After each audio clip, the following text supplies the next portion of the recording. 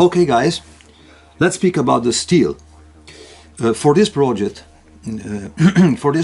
I use an high carbon steel produced by a German factory under the supervision of a very expert gentleman. I know him, very expert. He is a knife maker, a Damascus maker. I could say that he is also a steel designer. I could say a very expert guy. And this factory, this foundry, produce small batches of special steels under his supervision, and this is the case of this steel. The name of the steel is 125 SC, Sierra Charlie. High carbon steel, no equivalent in USA standard, no AZ equivalent. I could say you will see on a table on the video, a comparison table, that there is many point of contact with the W family steel, mainly with W1, and there is also the composition of the steel is very close to the composition of Shirogami steel, very famous Japanese steel. I said it's a high carbon steel, but it is also a low alloy steel, a very flat steel.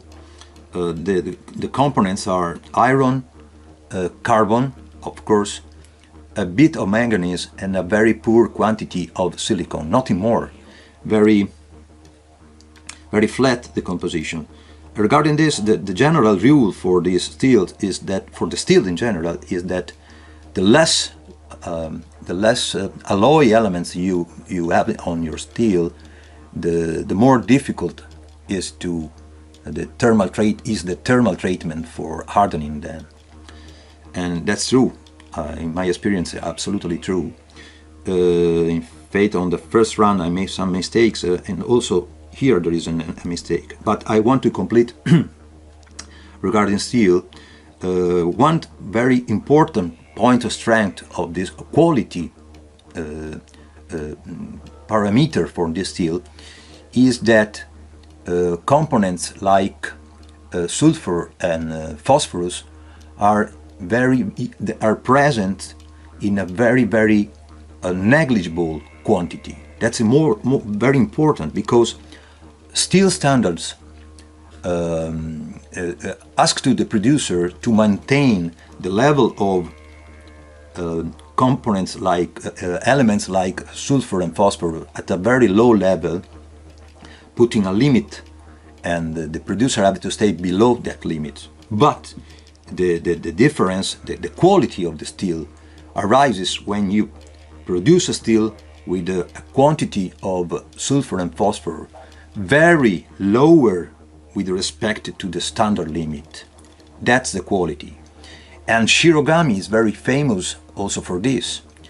But this factory was able to produce a steel even better, because they start for producing this steel, they start from a very poor, a very clean iron, that is Armco number 4.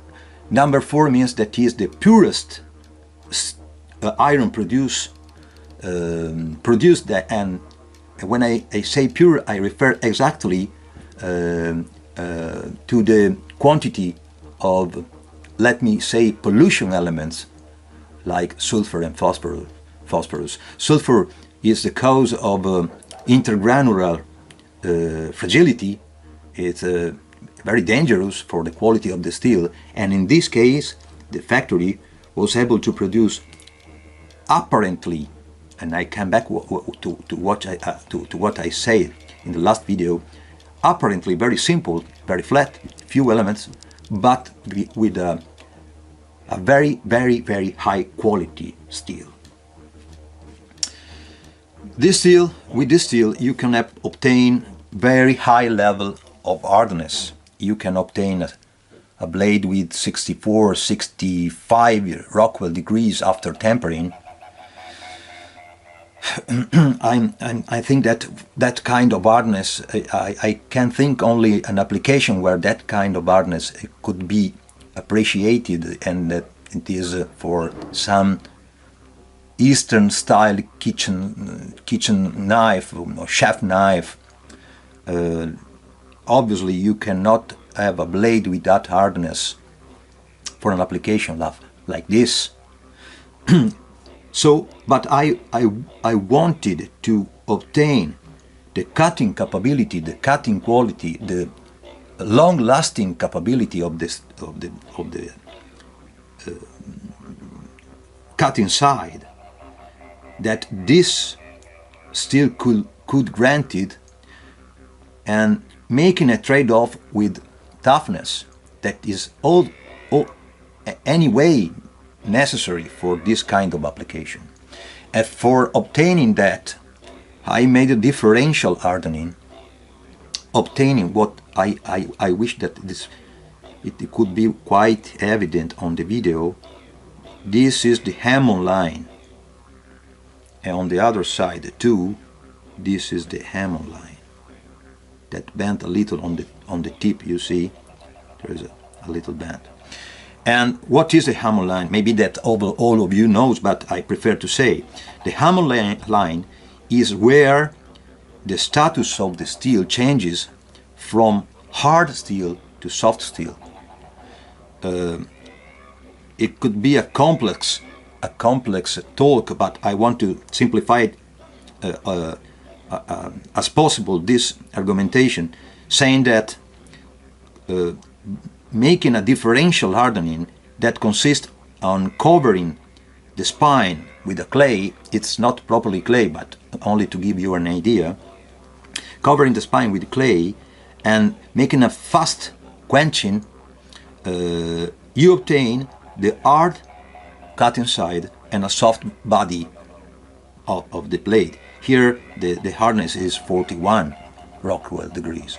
Obtaining this, you have a tough blade and a very long-lasting cutting side.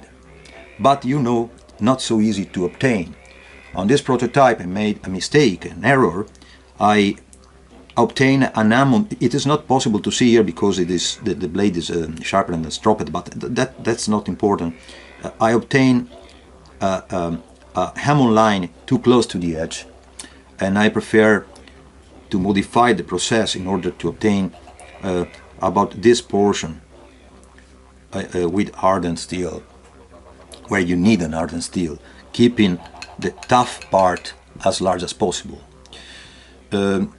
So I think that regarding the steel is all, and I will speak about, on next part I will speak about the carrying system. Thanks for watching, guys.